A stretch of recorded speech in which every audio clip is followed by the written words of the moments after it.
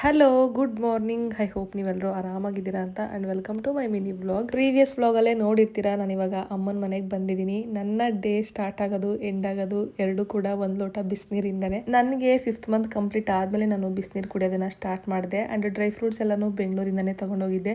Night soak ಮಾಡಿರ್ತೀನಿ, morning ಎದ್ದು ಬಿಸಿನೀರು ಕುಡಿದಿದ್ದಾದ್ಮೇಲೆ ಡ್ರೈ ಫ್ರೂಟ್ಸ್ನ ತಿಂತೀನಿ. ತಿಂದಿದ್ದೆಲ್ಲ ಆದಮೇಲೆ ನಾನು ಸ್ವಲ್ಪ ಹೊತ್ತು ವಾಕ್ ಮಾಡ್ತೀನಿ. ಎದ್ದಿದ ತಕ್ಷಣ ಇವಾಗ ವಾಕ್ ಮಾಡೋಕ್ಕಾಗಲ್ಲ, ಹೊಟ್ಟೆ ತುಂಬ ಹಶ್ವಾಗ್ತಿರುತ್ತೆ. ಮೋಸ್ಟ್ ಆಫ್ ದಿ ಡೇಸ್ ನಂದು ಮಾರ್ನಿಂಗ್ ರೂಟೀನ್ ಇದೇ ರೀತಿ ಇರುತ್ತೆ. ವಾಕ್ ಮಾಡಿದ್ದಾದ್ಮೇಲೆ ಅಮ್ಮ ಒಂದು ಗ್ಲಾಸ್ ಹಾಲು ಕಾಸ್ಕೊಟ್ರು, ಅದನ್ನು ಕುಡಿದು ಬ್ರೇಕ್ಫಾಸ್ಟ್ ರೆಡಿ ಮಾಡ್ತಿದ್ದೀನಿ. ಅಮ್ಮ ರೈಸ್ನ ಮಾಡಿಟ್ಟು ಸ್ವಲ್ಪ ಕೆಲಸ ಇದೆ ಹೊಲ್ದ ಹತ್ರ ಹೋಗಿ ಬರ್ತೀನಿ ಅಂತ ಹೊರಟು, ನಾನು ಮನೇಲಿ ಕ್ಯಾಪ್ಸಿಕಮ್ ಇತ್ತು ಅದನ್ನೇ ಹಾಕಿ ಗೊಜ್ಜು ಮಾಡ್ಕೊಂಡಿದ್ದೆ. ಪ್ರೆಗ್ನೆನ್ಸಿ ಟೈಮಲ್ಲಿ ನಮಗೆ ಅಂಗನವಾಡಿಲಿ ರೇಷನ್ ಕೊಡ್ತಾರೆ ಅಲ್ವಾ, ಅವತ್ತು ರೇಷನ್ ಬಂದಿತ್ತು, ನಾನೇ ಹೋಗಿ ಕಲೆಕ್ಟ್ ಮಾಡ್ಕೊಂಡು ಬಂದೆ. ಅದರಲ್ಲಿ ಮಿಲೆಟ್ ಪೌಡ್ರು ಅಂತ ಕೊಡ್ತಾರೆ, ಅದನ್ನ ಬಿಸಿನೀರಲ್ಲಿ ಕಲಸಿ ಈ ರೀತಿ ಲಡ್ಡು ಮಾಡ್ಕೊಂಡು ತಿನ್ನೋದು. ನಾನು ಸುಮಾರು ವರ್ಷಗಳಾಗಿತ್ತು ಇದನ್ನ ತಿಂದು. ಚೈಲ್ಡ್ಹುಡ್ ಡೇಸ್ ಅಲ್ಲಿ ಮಕ್ಕಳು ಕೂಡ ಕೊಡ್ತಿದ್ರು ಅಂಗನವಾಡಿಯಲ್ಲಿ, ಆ ಟೈಮಲ್ಲಿ ತಿಂದಿದ್ದು. ಅಂಡ್ ಅಯ್ಯಪ್ಪ ಪ್ರಸಾದ ತಗೊಂಡೋಗಿದ್ವಿ ನಾವೇ ಬೆಂಗಳೂರಿಂದ.